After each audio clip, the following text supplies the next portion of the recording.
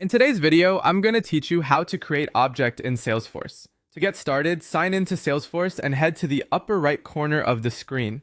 Click the gear icon, then choose Setup. This opens the administrative area where you can create and manage platform components, including custom objects. Once you're in Setup, click Object Manager at the top of the page. From there, click Create and then select Custom Object. This is where you'll define the new object you want to add to your Salesforce environment. Now enter the object details. In the label field, type the singular name of your object, such as project.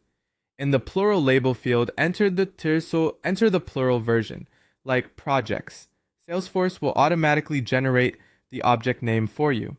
You can also add a description if you want to clarify the object's purpose for other admins or future maintenance. Next, choose the record name format.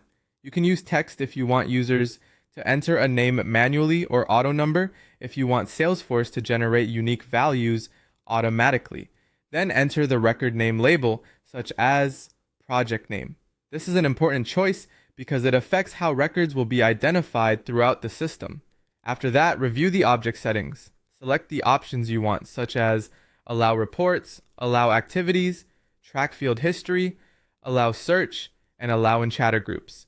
You can also configure any other settings required by your organization. These options help determine how the object behaves and how users interact with it. Now set the deployment status. You can choose in development if the object is still being built or tested, or deployed if it's ready for users. If the object is complete and available for use, select deployed. You'll also see optional features you can enable before saving. These include launching a custom tab wizard after saving, enabling notes and attachments, and enabling enhanced notes. Choose the features that best match your business needs.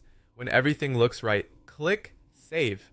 Salesforce will create the custom object and redirect you to the object settings page.